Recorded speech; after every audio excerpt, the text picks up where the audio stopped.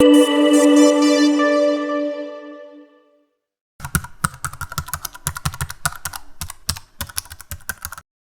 y paz, amados hermanos. El otro día estaba leyendo nuevamente y meditando sobre un tema que creo que todo el mundo tenemos más o menos una idea en común. Y después de estar nuevamente reflexionando sobre eso, pensé que nunca había hecho un vídeo comentando al respecto. Y quería hablar sobre el hecho de por qué Jesús le preguntó 3 veces a Pedro, si tú me amas. ¿Me amas? Sí, Señor. Tú sabes que te quiero.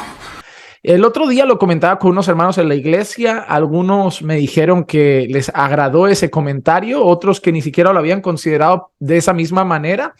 Entonces pensé hacer un vídeo sobre esto. ¿Por qué Jesús, en el momento de su resurrección, cuando se dirige a Pedro y Pedro ya está ahí, que había vuelto a pescar, se acerca a él y le pregunta 3 veces, Pedro, ¿tú me amas?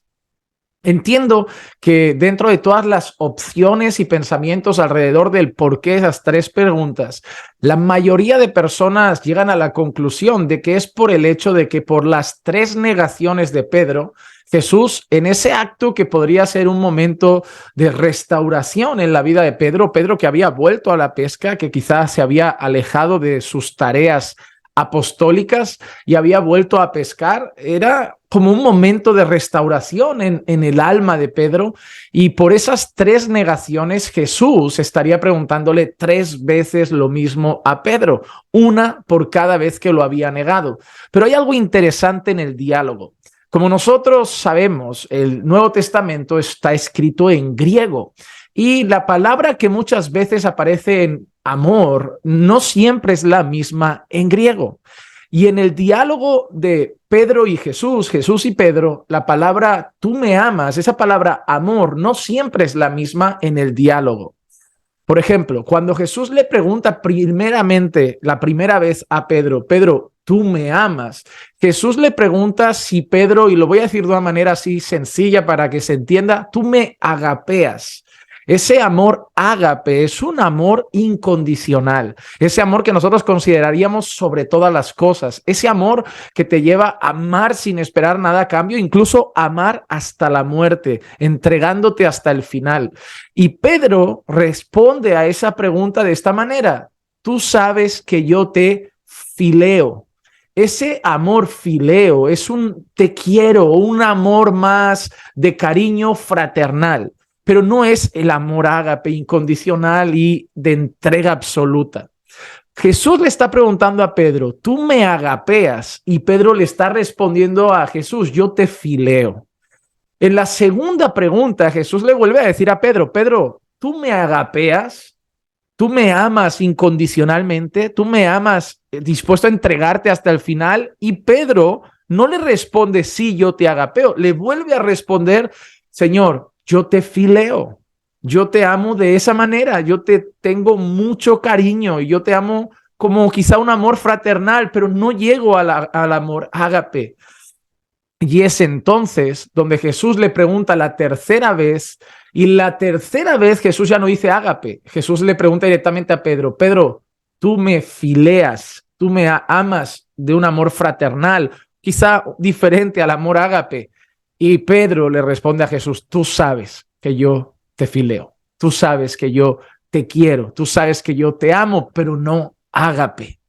Es interesante la pregunta, porque Pedro fue el que cuando Jesús hablaba de sus peligros, de la traición, de la crucifixión, cuando Jesús está dando sus últimas palabras a sus discípulos, anunciando su muerte y el dolor que iba a pasar, Pedro fue el que le dijo, los demás te podrán dejar, pero yo estaré contigo hasta el final. De alguna manera, Pedro le había dicho a Jesús, yo te agapeo, yo te amo incondicionalmente, yo estoy dispuesto a morir por ti. Cuando Jesús se acerca a Pedro, en ese momento de diálogo, en ese momento restaurador para su alma, Jesús le está diciendo a Pedro, Pedro, tú me agapeas, es decir, recuerda tus palabras. Moriré por ti, yo hasta el final, los otros te dejarán, pero no, yo no. ¿Realmente, Pedro, me agapeas? Y Pedro ahora ya es consciente de que no. Y Pedro le dice, no, yo te fileo.